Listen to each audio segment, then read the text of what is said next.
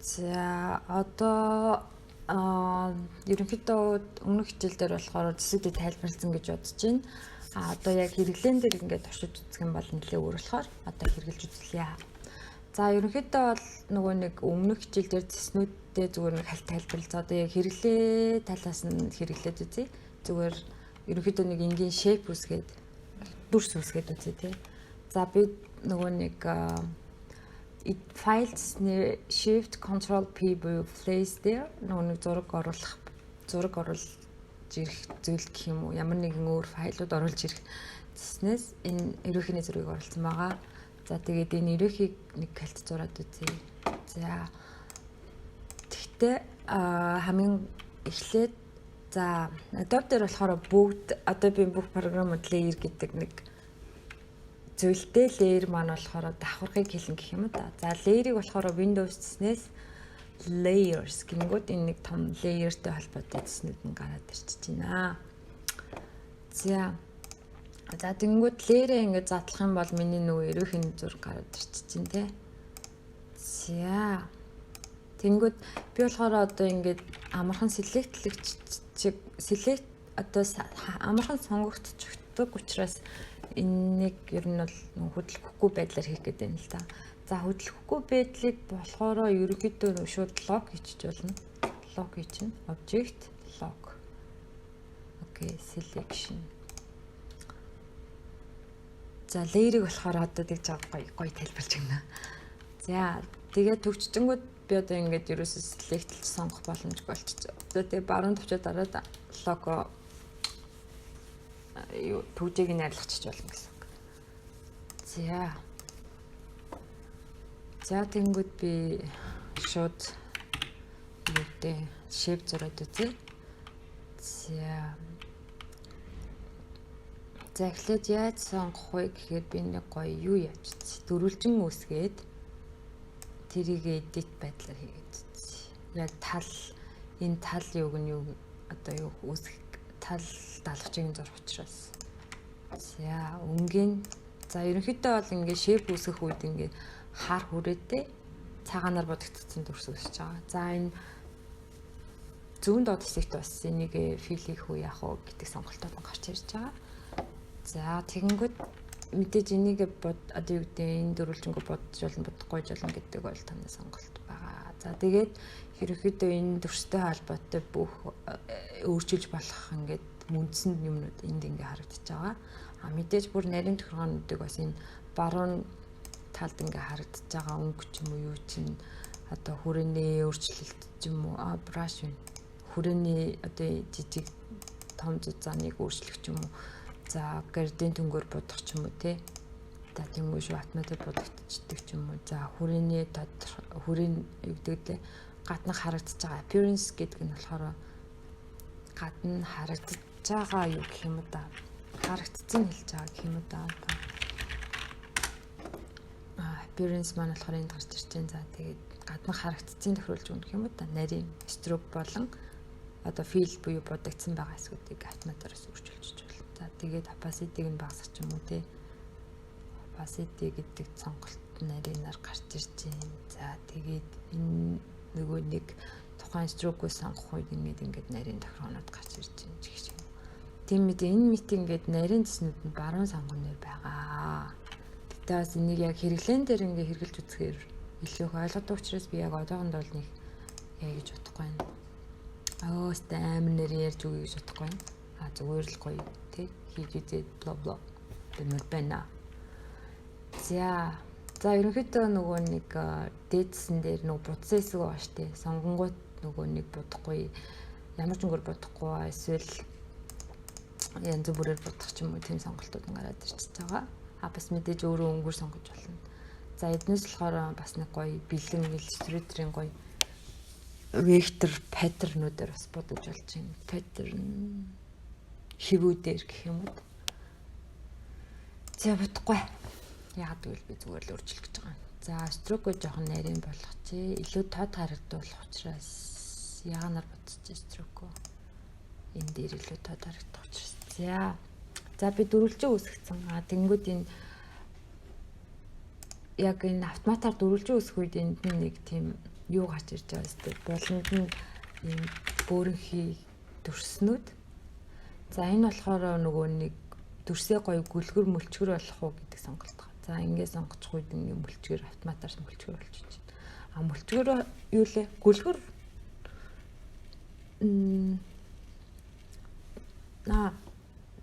мөрөд гүлчгөр за мэдгүй юм гоё гүлгэр мөлгөр басныхан дараа бас энэ тэснүүд энэ цэгүүдийг бас өөрчилж болно.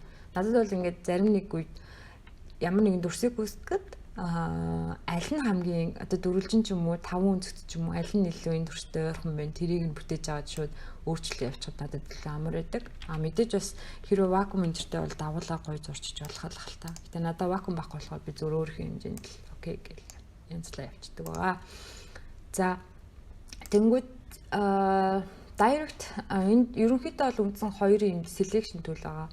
Би бол энэ хоёрыг байн хэрэгэлдэг. Direct selection tool selection tool маань болохоор зүгээр объектуудаа сонгох. Direct selection tool болохоор дандаа цэгүүдийг өөрчлөх зорилгоор сонгодог. Тийм учраас би дандаа энийг ашигладаг. Дандаа өөрчилж ашигладаг учраас.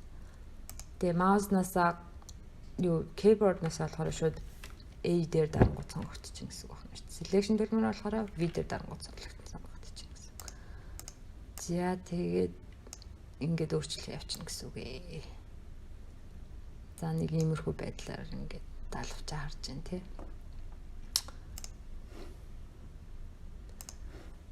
За гяс зураад өөст шивэж. За тэгэнгүүт одоо би ингээд цэгээ сонгож байгаа тий. Цэгээ сонгонгууд миний цэгтэй холбоотой зүйлүүд цэгтэй холбоотой өөрчлөлтүүд хийх боломжтой зүйлүүд нь дээд цонхонд гарч ирж байна. Би бас энэ дээд цонхуудтай шууд ажиллаа явчихдаг. Яа тэгвэл бас заримдаа нөгөө keyboard-ноос нөгөө тохируулах боломжтой shortcut-уудын нэрийг мэддэг учраас шууд ашиглаа явчихдаг. Одоо жишээ нь энэ цэгэн дээр ингээ ярих юм бол энэ цэг маань нэг тал нь юм curve одоо өөрчилж болохоос нөгөө тал нь болохоор юм огцон үнцгтэй байдаг байхгүй. Тэгээд зарим зурах үед болохоор ингээ огцон үнцэг үүснэ гэсэн үг. Энэ дээр тэгээд нөгөө нэг бөөрөнгөж гараад ирэх юм бол бас илүү ингээ curve болгочих болж байна. Автоматар одоо бүр сүултээ бүр ингээд гой сайжирчтэй өмнө тийм байгаагүй.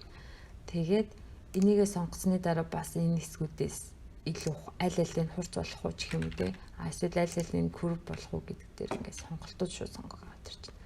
Би дүнгууд ингээд аль алийг curve болмоор байхгүй яагаад гэвэл би чинь даалгавч зурж байгаа шүү дээ. Окей. За тэнгууд даалгавчийн маань хэлбэр ингээд гараад ирчлээ. За тэгээд нэг жоохон нэг иймэрхүү тий. За тэгээд энийг мэдээж бас дахиад curve болгоё. Гэтэ бас энэ өөрийнх нь нөгөө нэг төлөвийг ашиглаад curve болгочихсон болж байна. За би тэрүүгээр нь явчихё.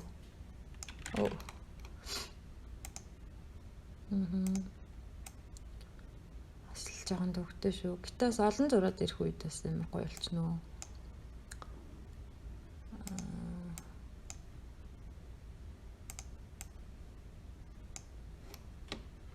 За энэ дээр дахиад curve болгож үзье тий.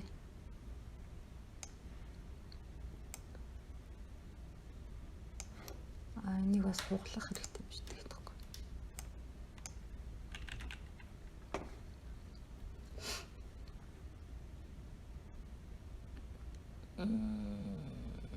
За мэдээж шүүлт. За ерөөхдөө ингээ үсгэсэн чинь нөгөө энэ дараагийнхан гой curve-ийг яаж үсгэх вэ гэж бодчихлоо. За тэнгүүд цэг шууд автоматар нэмээ л да тий. Автоматар нэмэх үед болохоор энэ нөгөө нэг үзэгнийг сонгоно. Pen tool. Энэ дизайн Photoshop дээр аль алин дээр нь байгаа. Тэгээ pen tool дээр дараад цэгээ нэмж үсгэж байна. За тэнгүүд би бас нэг 2 тэгээд дахиад сонгох үед энэ хасах тэмдэг гараад ирж байгаа. Энийгээр буцаага хасчих бол. Тэгээд дахиад за энэ хэсэг дээр бас үсгэе. За энийг дараа нь үсгэж гэс зураа авч.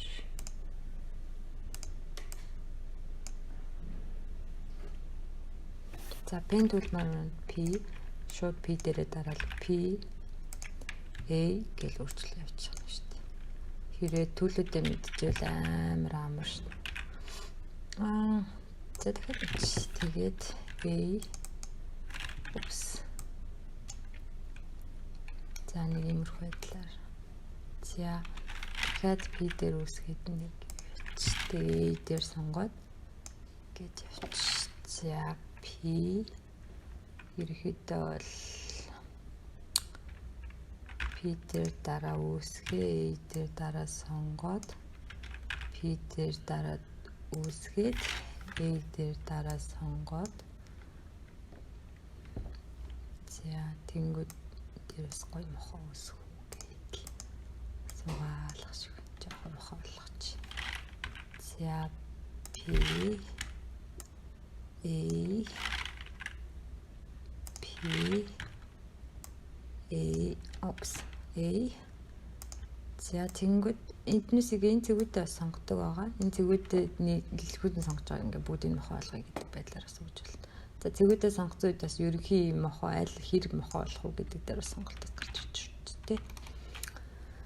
За P A Батар мохоо болгоцсон болохоор ингээд P дээр дараад үүсэнгүүд нэг хөөрхөн curve гэх юм уу? Curve цэгүүд үүсэж байгаа.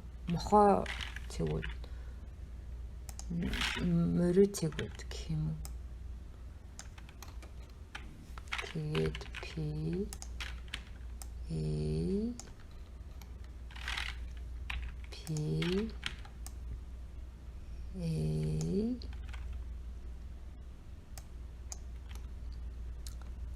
За энэ дээр бас P A за энийг гоё мохоо олголоо бан. Дахиад P A гэд. За энд нэг гоё хурцсан зүгөөсөн байна. Тэмчрээс энийг бас энэгээр нь өөрчилж болно тийм. Вау. Illustrator үнээр хөөрхөн болчихжээ. За ингээд даалвчнээсийг зурчлаа. За тэнгүүтээ би эндээс энийг бодыг гэх юм бол хөрөнгөөр будаад за хөрөнгөөс гадна бас эндээс өнгө сонгож болох баха. За тэгээ мауса нөгөө нэг яг Photoshop дээр дардаг шиг хоёр дарчих юм бол гараад ирнэ.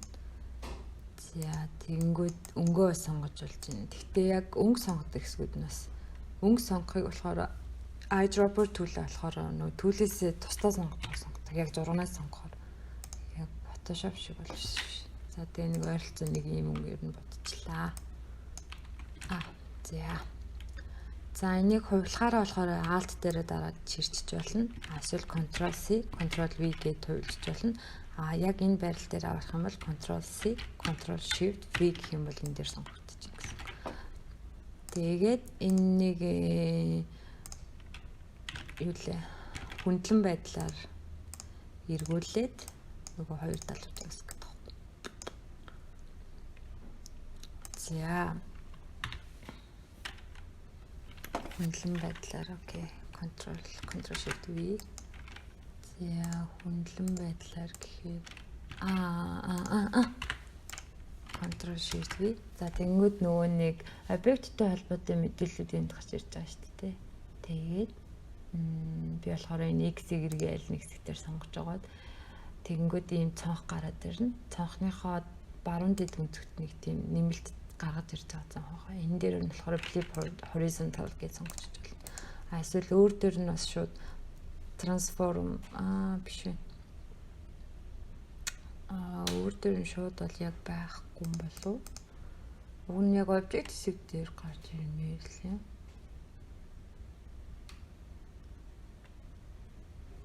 За тэгтээ бас цэсний сонгуул хийж яхаар бас жоохон цаглах юм да тий. Тийм болохоор шууд тэгээд ингэж хийгээд үзье. Окей. За нэг даалгавч хийсэн. Одоо нөгөөдг нь хувилсан байж байгаад нөгөөдгийг юу яа? Ctrl Shift V. Тэнгүүтээ энийг нөгөө цэнхрээр бодож утсан.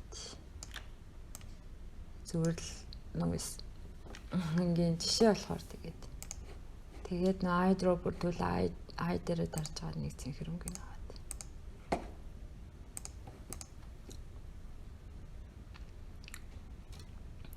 Яг гоё харагдахгүй л энэ л дэхт одоо яг хөт.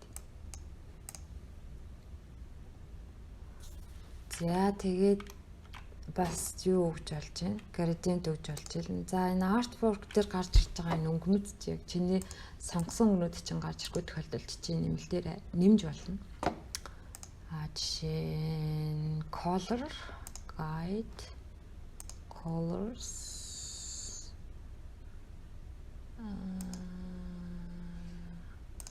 өнгөнүүд яг ямар нэртэй лээ? Color themes.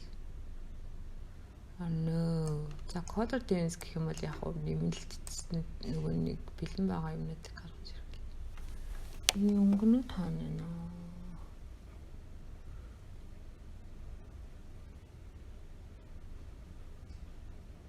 За бэст жоох замбраа үлдэл гэж байгаа шүү. За. Тэгээд өнгөө болохоор энэ тухайн үед энд гарч ирж байгаа нэм дээр нэмээд өнгөө өгчөж болно. Нэмээд өнгөө өгөхөд болохоор яг энэ өнгөө сонгож байгаа юм чи ямар нэртэй лээ.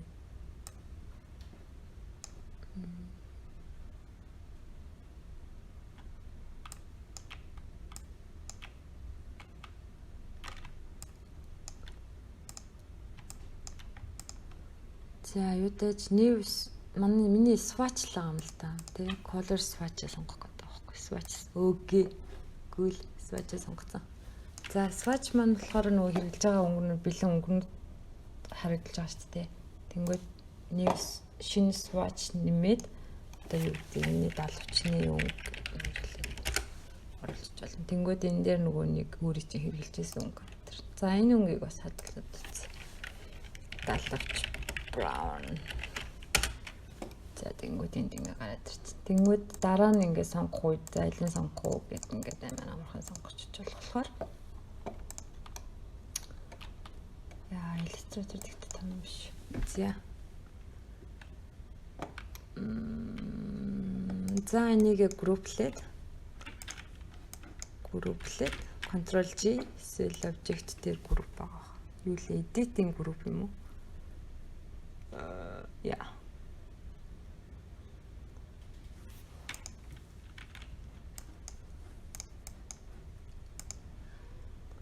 Object дээр Ctrl J дараад group хийж болно. За тэгээ group чингүүд ингэ select-лэх үед юм. За тэгээд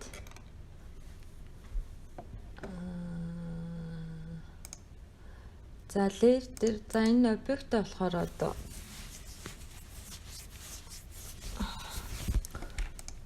за layer задлангууд болохоор миний group subject миний зураг гэж та гарч ирж байгаа тий. За ерөнхийдөө layer анзаараад явахд бол layer ер нь амар хэрэгтэй. За энийгээ копидод нөгөө тал руу навчиж. Би alt дээр чирээд явсан байгаа. Ер нь дандаа ихэнхдээ тэгэж хувилдаг гэх юм. За тэгээд жоох ингэж дайлуулхаа. Геймер байдлаар ихэд үзсэн юм байна. Амар залхуурсан. За тэгэнгүүтээ энэ хипийн жоохон үсгий. Хипийн шууд circle тойрог дүрс аваад зурчиж байгаа.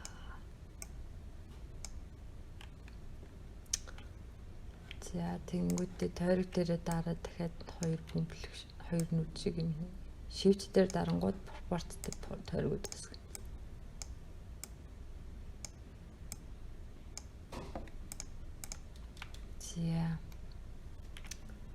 За нэг юмрхүү. За энийг энэ тойргоо бас жоох эдитлмэр санагдлаа. Тийм учраас пендул авч байгаа жоох нэмээд A дээрээ дараад P дээрээ дараад цэвэрлэхэд A дээрээ дараад pion. Бас нэг хэлбэртэй болгож өгье. За нэг юмрхүү. За энэ дээр болохоор нүднүүд маань ингээ харагдаж байна. За шинэ layer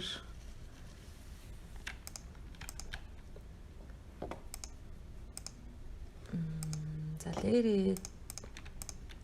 Окей. За тэгэнгүүт нүдээ нөгөө браунаар нь хөрөнгөөрөө бодаад нөгөөдх нь энийг жоохон dark. Цайвар дүүрэн ч юм уу сонгоод үзэлтэй. За тэгээд